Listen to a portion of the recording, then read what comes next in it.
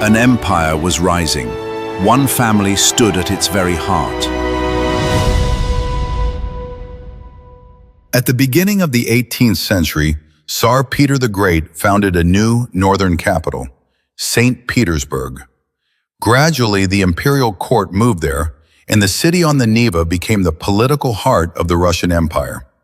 Yet Moscow, with its ancient cathedrals and sacred shrines, remained Russia's second capital.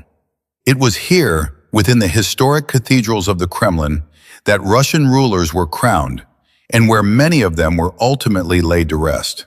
After several years of diplomatic service across Europe, Prince Alexander Kurakin returned to Russia. During his youth in Paris, he had immersed himself in the elegance and sophistication of European aristocratic life.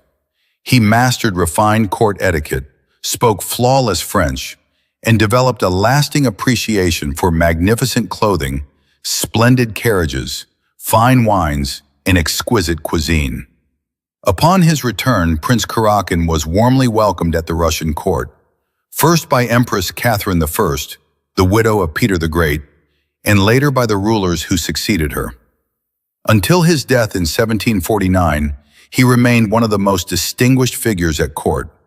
His charm, education, and effortless grace quickly won people's admiration. Young, intelligent, and an engaging conversationalist, he was valued for his wit and thoughtful advice. Grand receptions, diplomatic gatherings, and court celebrations were rarely complete without his presence. Prince Alexander owned magnificent residences in both St. Petersburg and Moscow, along with vast country estates and thousands of serfs. His St. Petersburg palace stood in the very heart of the imperial capital. In Moscow, his estate was famous for its immense garden, which stretched across nearly an entire city block behind the mansion.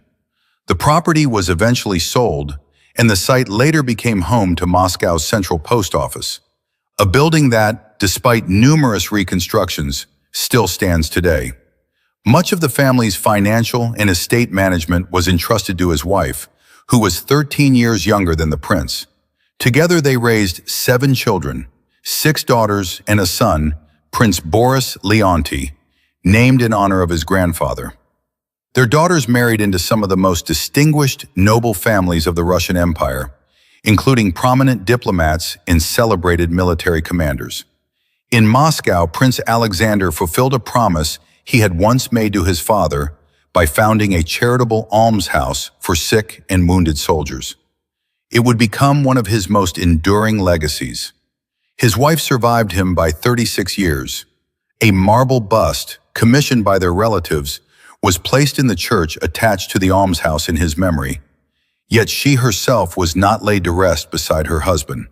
Instead, she was buried in one of Moscow's oldest monasteries, overlooking the Moscow River, where generations of Russia's greatest noble families were interred in crypts beneath the ancient churches.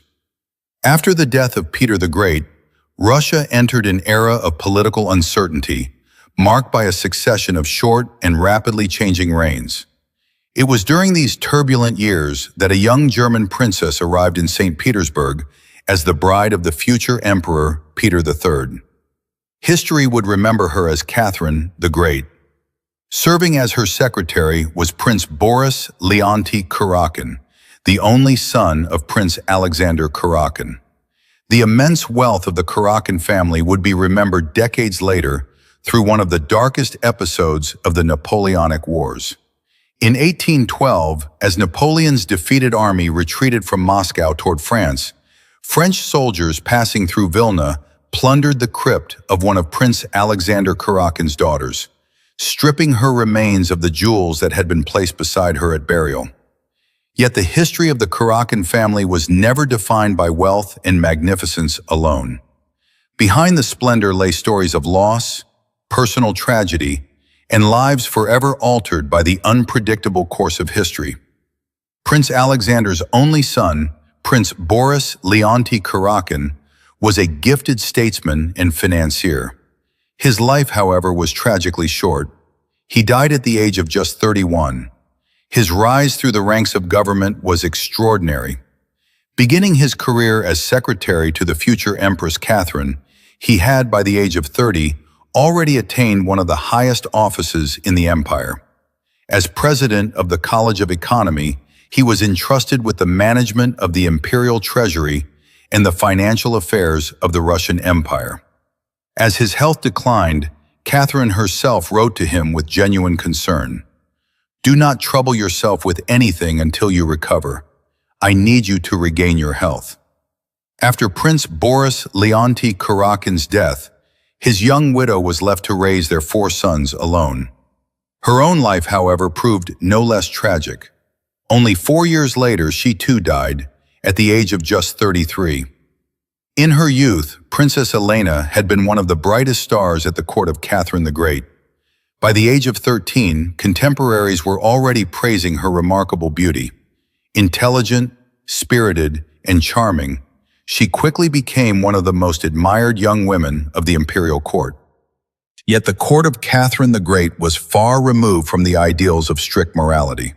Romantic intrigues were accepted as part of aristocratic life, and court gossip even claimed that the future emperor, Peter III, paid the young princess particular attention. The Kurakin family possessed enormous wealth. Some of their famous diamonds were purchased by Catherine the Great herself. Yet even after these sales, the family remained among the richest noble houses in Russia.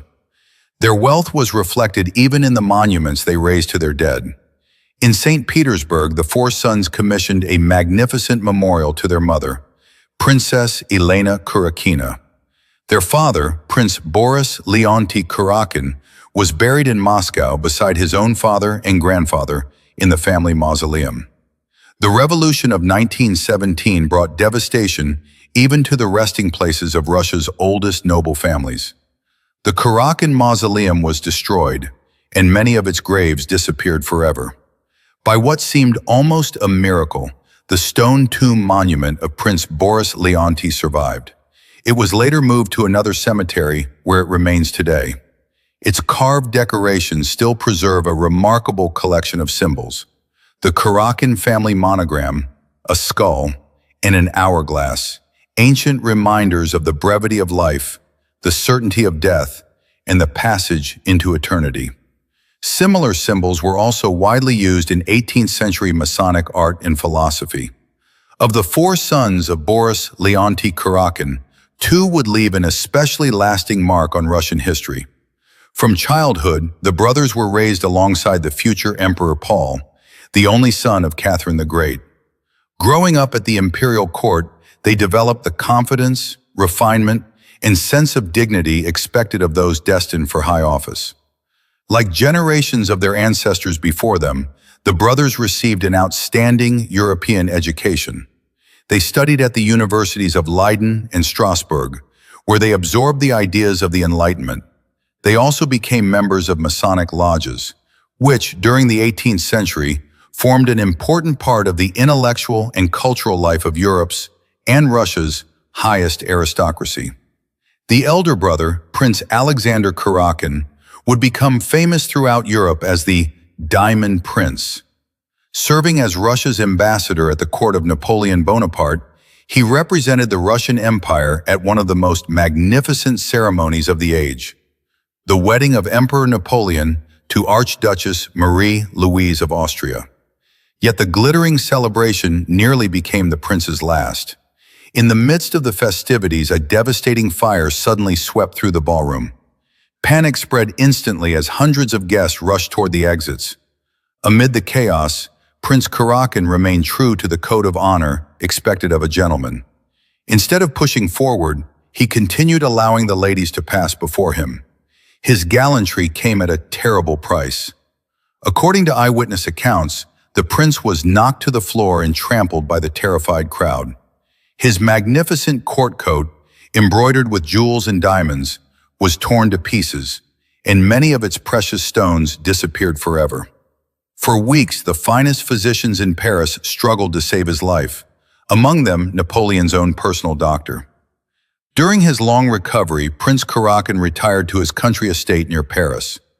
Deeply grateful for his miraculous survival, he commissioned a portrait commemorating the event. The painting was later displayed in his private apartments beside the Kurakin family genealogy, serving as a lasting reminder of the day he narrowly escaped death. To mark his deliverance, the prince also commissioned a special gold medal of thanksgiving. His palace in St. Petersburg became one of the wonders of the imperial capital. Visitors marveled at its dazzling interiors, illuminated by elegant white and gold floor lamps designed from the drawings of the celebrated architect Carlo Rossi.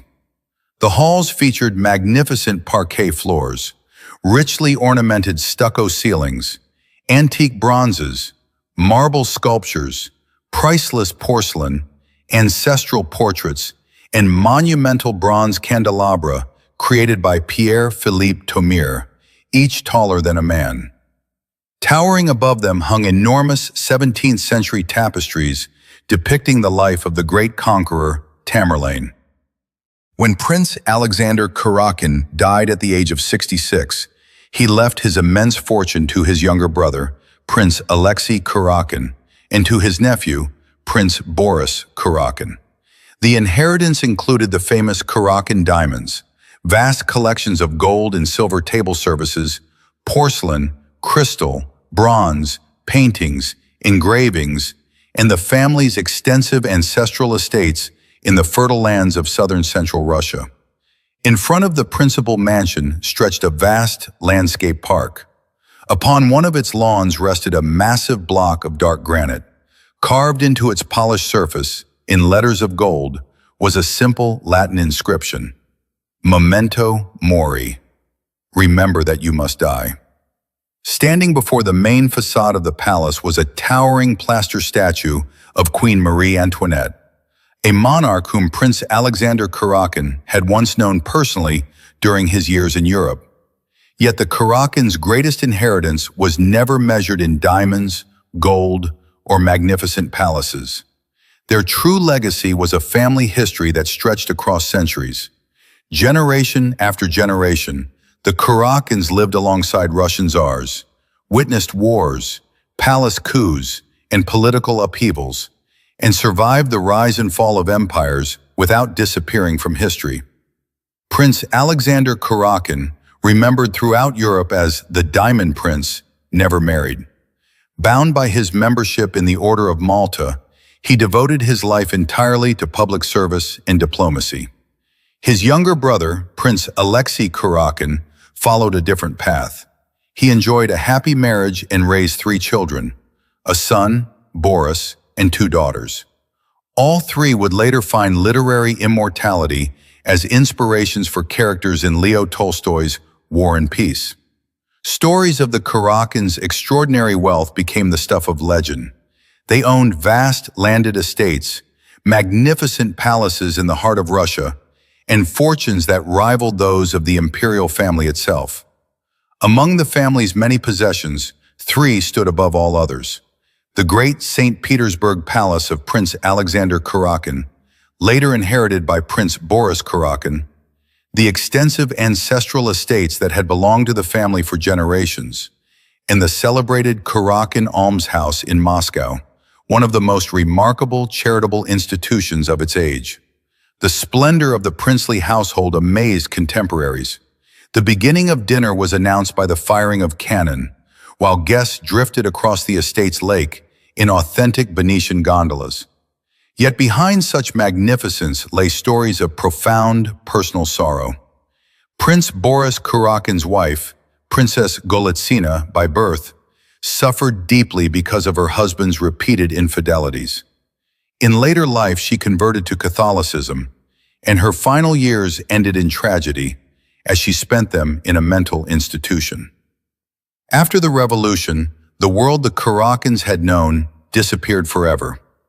As the Soviet government confiscated and dispersed the treasures of Russia's aristocracy, countless works of art left the country.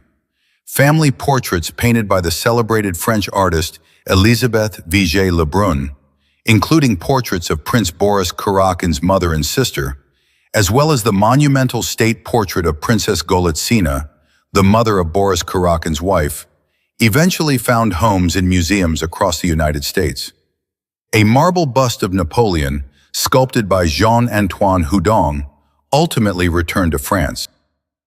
One of the family's sons, Prince Alexei Kurakin, pursued a diplomatic career, serving at the Russian embassies in Vienna and Paris. Yet diplomacy was only one of his many talents. A gifted painter and poet, he left behind dozens of portraits depicting his wife, children, relatives, and even himself. Today, many of these works are preserved in Russian museums. The family's daughters also remained close to the imperial court until the revolution. One of them later published her memoirs under the title Under Three Tsars, offering a rare first-hand account of life at the Russian court under three successive emperors.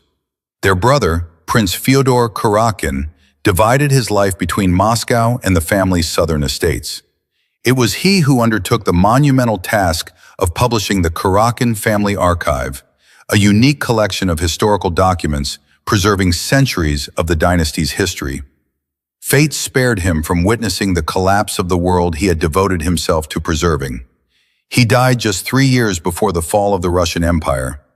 But what became of the descendants of the princely house of Kurakin? How did the revolution reshape their lives? And where did the immense wealth of one of Russia's oldest noble dynasties ultimately disappear? Those are the stories that await us in the chapters to come.